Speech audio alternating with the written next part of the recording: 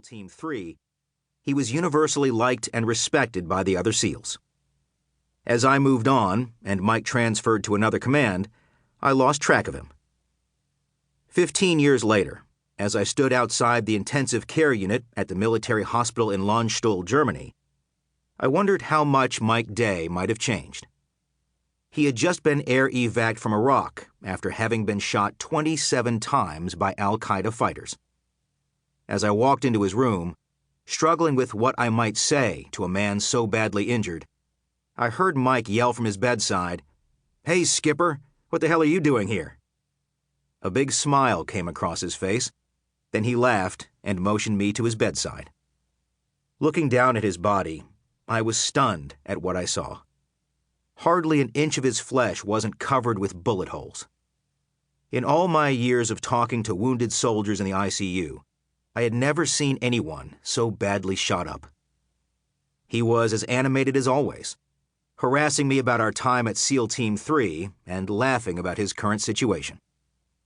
I knew that morphine and life-saving drugs were pulsing through his veins, and I guessed that he would never remember our conversation. He soon fell back to sleep, and I left him to rest. Mike returned to the States, and over the years, I watched as he recovered from his wounds. Little did I know at the time that Mike's trauma went much deeper than just the bullet holes in his body. Perfectly Wounded is a raw, uncensored look at one man's survival from a childhood of pain and unspeakable horrors to a life of service, a legacy of remarkable courage and unwavering commitment, and, above all, duty to others. Mike Day's life will not be defined by his wounds, seen or unseen, but by how he coped with their aftermath. It will not be defined by that fateful day in Iraq, but by the life that followed and countless wounded warriors he helped. This book is for every man and woman who struggles in life and is looking for how best to overcome the challenges with dignity, honor, and compassion. This book is for everyone. Admiral William H. McRaven, U.S. Navy, retired. Preface. Recollections from Lieutenant Chris Till, Navy SEAL. I was a newly minted Navy SEAL officer when I arrived in Iraq and met Mike Day.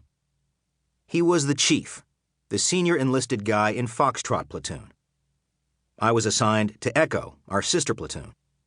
Chief Day was hard, even by Navy SEAL standards, and repetition was his brand. He would have us all do ball-busting training over and over again. And just when you thought you were done for the day, he would say, "Let's do it again." It would be a big mistake to believe that Chief Day was not prepared for anything. To him, that mindset seemed amateurish. Mike Day was prepared for everything, and he was going to be absolutely sure that you were prepared too. While others trained hard, Chief Day worked at a different level.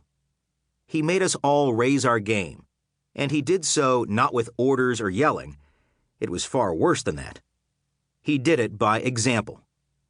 This old man of 38 years was out there grinding with all the young Navy SEAL studs.